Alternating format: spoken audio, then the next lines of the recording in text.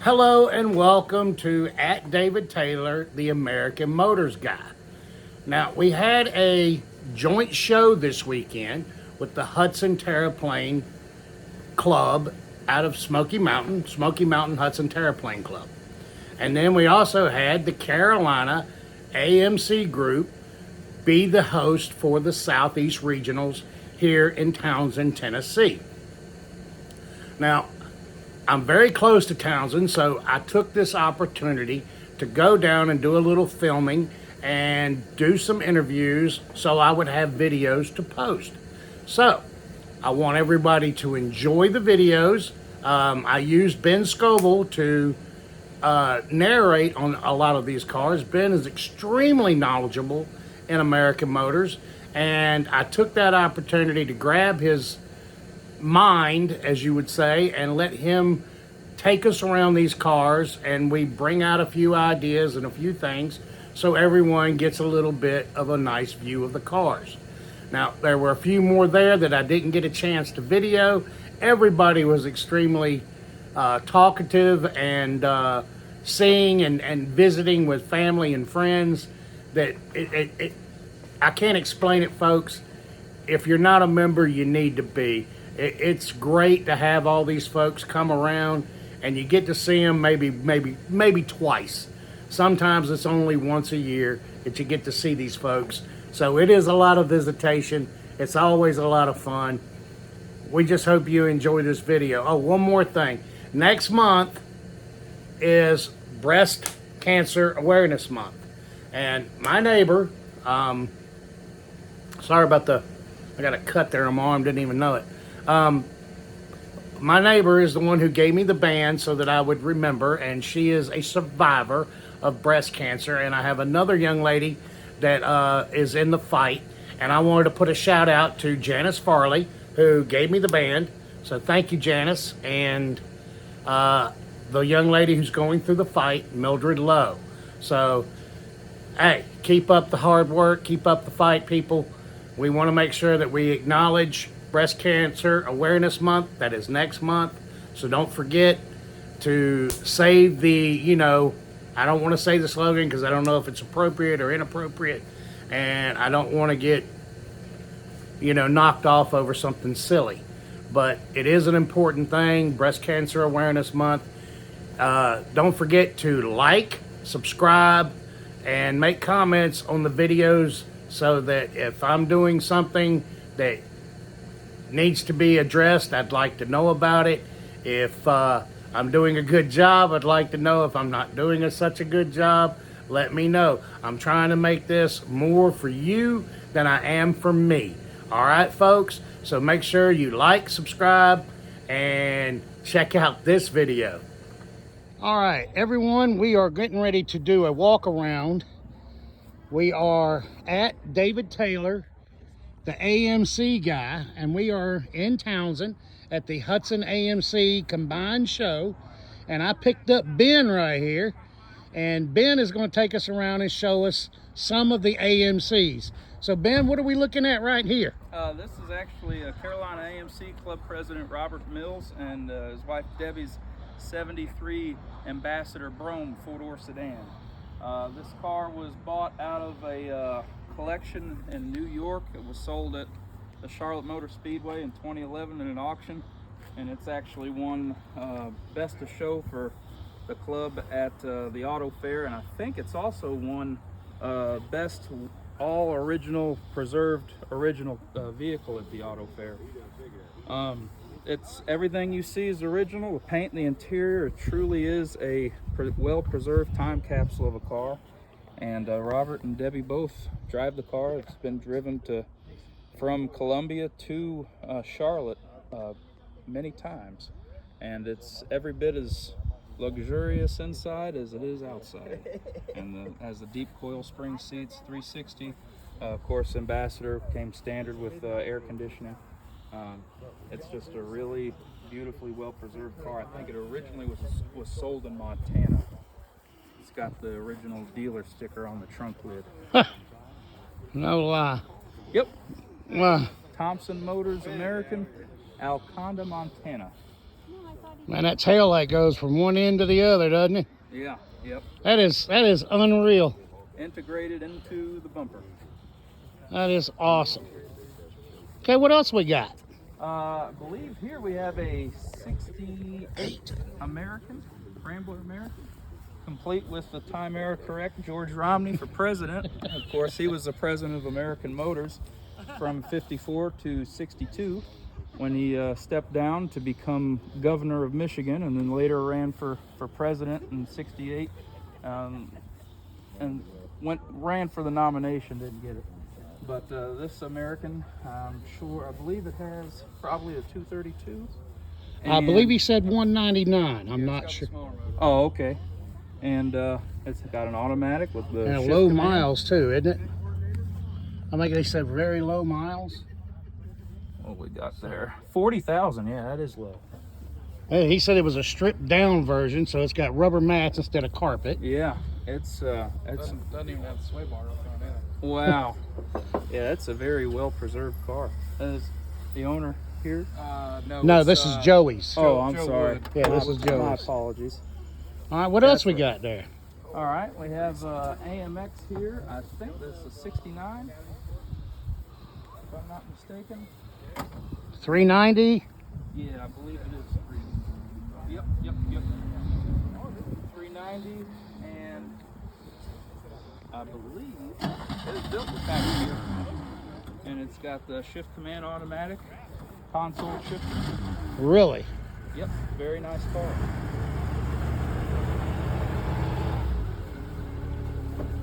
Power steering, power brakes.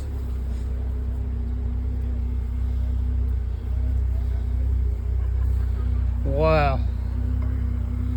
The reflection off the glass. I don't know if I can.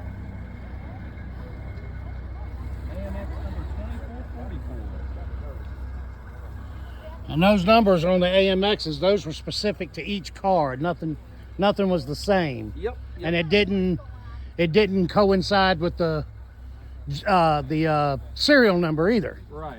It was each individual numbered AMX.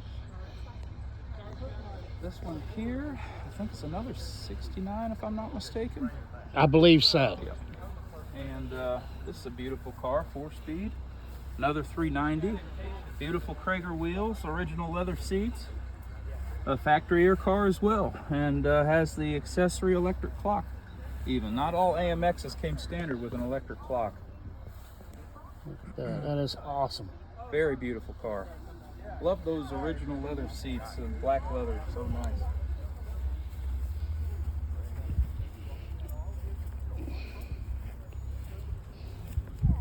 Wow. What do we got here? I think this is a 72 Matador. Factory air car. This one has a 401 in it. Power steering, power brakes. Automatic on the column. Very nice car. Headrests. And of course all the two-door Matadors at this time were hardtops, so it's beautiful hardtop styling. Has a remote mirror. Has a fastback kind of look to it. Yeah. Really nice body And style. it's crazy because the 69s, if you notice, that the opening for the rear window is reversed. Oh yeah. See, over there on mine, it's actually reversed. That's right. I'm from. So I didn't realize that until the last few years. Yeah, that is pretty neat. I don't think I realized that myself. All right, and this has an ambassador bumper on the rear. That's not a Matador bumper, that's right. It does have an ambassador rear tail light. but it goes well. It does. Yeah, the rear clips of the cars are the same, fortunately. But it looks like maybe this car was in a rear end collision earlier in its life and was probably replaced with what was available at the time. Okay. Very nice car. All right. So what else we got to look at? Oh, we have a really well-preserved original paint, I believe, 1960 Rambler Ambassador. And this car has American Motors famed 327 V8 that came out in 1957 mid-year, or excuse me, 56 mid-year. And that's not a Chevy 327. No, that is American Motors V8. It's actually a much heavier V8 than GM or Chevrolet 327, but this 327 came out before Chevrolets did. So whenever anybody says if it's a Rambler or an AMC or a Jeep, even early Jeep 66 and on Wagoneers, they were even though they were Kaiser, AMC provided the 327 for them. But don't let anybody tell you that that's a Chevy engine in it, because that is all American Motors.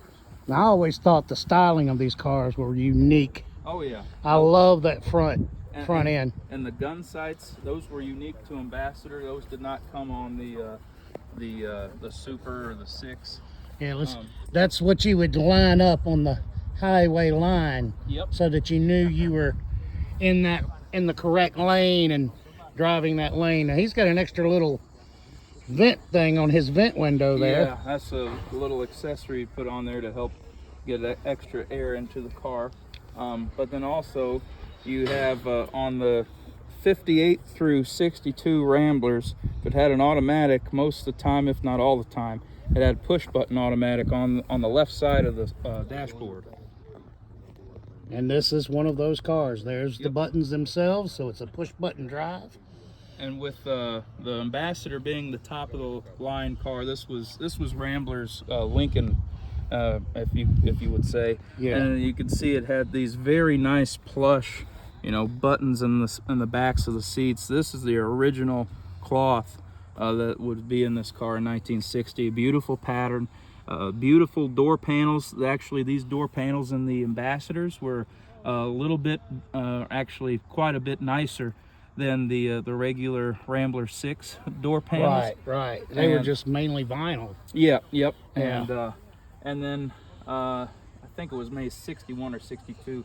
They went from the regular headliner to, this was one of the last ones that didn't have the fiberglass headliner, but this one has the accessory net over the sun visors, where you could hang stuff up for the driver, maybe some maps back in the day. But this car also has the accessory Kleenex dispenser under the dashboard. Very cool. With and the speed knob. yeah, that's right. Yep. All the little touches. Yep. Is absolutely a beautiful example. Rambler, or Ambassador by Rambler for 1960. All right. And then beautiful car. we got a car you're familiar with. Yeah, this is a 1969 AMC Rebel 2-door coupe. SST with the 290 V8. Vinyl top that is about to peel off. It's an original. This car, I drive it, so it's a little rough here and there. Hey, it's got the rare AM/FM stereo in it. Yeah, and it's tilt wheel, but it's very nice. It's my little ride. I enjoy it, and that's what it's all about. Enjoying them. Yeah. Yeah, it's rare to find. Oh, you even got the accessory compass on the dash too. Yeah, I don't have the correct bracket, but I did get the compass. That's cool. So, not bad car. And you got the Magnum 500 wheels on it. I had to add those. Mine originally came with the wire wheels. Oh, okay. Yeah. And they're still correct for the year. Yes. Those were available at the dealer. All right, so what else we have? All right, we have this beautiful 85 Eagle Limited wagon, and this car is local to Tennessee, and it's owned by Chris and Kat Dates. And this car, being a limited, it has a beautiful leather interior, has the power driver's seat, leather wrapped 3-spoke sport steering wheel, has electronic, or excuse me, it's got the AM/FM stereo, rear window defrost, and also it has power windows and locks, which is actually more Eagles were built with crank windows than there were built with power windows and locks. So this is one of those rare cars, and it's in beautiful condition, very well kept, original, even still wears its original wood grain. And they've done a very nice job tinting the windows too. It actually gives it a more it's not over darkened. Right, exactly. Yeah, it's not like, over darkened. It's like a smoke. But right, as you can tell, this car has been well kept most all of its life. You don't have any of the fading on the carpet in the back here. The plastic's still nice, rich nutmeg color. Very nice original car, very well kept. Beautiful automobile. Now we have one more to look at, and we know who this belongs to. So Ben, you found this. Yes, so this car was owned by a good friend of mine named Rob Weebler in Southern Illinois. And this car has been off the road since 2009, and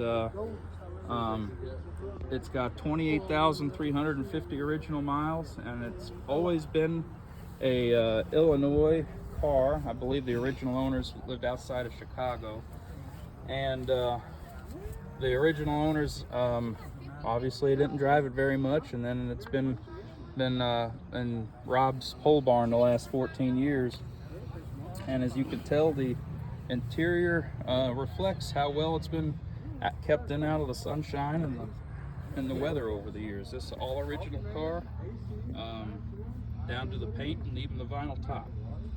It's got power windows and power locks and a Concord. Yep. And it's not unlimited, which is rare. Yeah, actually, 83 was the only. It was the last year for Concord, but you could not get a limited sedan for a Concord in 83. Only a wagon. Only a wagon. And this is the only Concord I've seen from the factory that had the 3-spoke sport leather wrapped steering wheel in it. And but it's a tilt wheel automatic, cruise control, AM/FM stereo, factory air car, power windows and locks. It was probably around 10.5 to 11,000 new with all the options that it has on it. Oh my God. Yeah, it was definitely a compact luxury car, especially with all the bells and whistles. And sometimes you just can't tell the back end of a Concord from the back end of an Eagle. That's right. Because they shared the same body. I mean, basically they did. Yep. And the only thing that differed from a Concord and the Eagle regarding the bumpers was 80. They had the same bumpers, but in 81 all the way through 88 at the end, they started using the bumper end caps and integrated the bumpers on the Eagles into the body. Flare kits, yeah. Yeah, exactly. It was the Concords, they kept these end caps all the way to the end of production in 83. And this being an 83, this car was built in Canada. This was not built in Kenosha. So this was actually built on the same assembly lines as the 83 Eagles were. I think mid-year 82 is when they started making the Concord in Canada. And you can identify a Canada car by the tag, right? Yeah, yep. All the Canadian-built small series AMC cars, they had this data tag here, this buck tag put on the cross member for the radiator. And that's because Canada had such strict laws and stuff on what was imported and exported out of their country. Right. So that's a very important thing when you see those tags. That's an odd dead giveaway that it's a Canadian car. Yeah, plus it has the codes on it that tell, what options or what the car was built with as well. Well, Ben, again, brother, I appreciate your time. Yeah, absolutely. Thank you very much. It was a pleasure. And I hope you enjoy the video when it gets posted. All right, sure brother? I will. All right.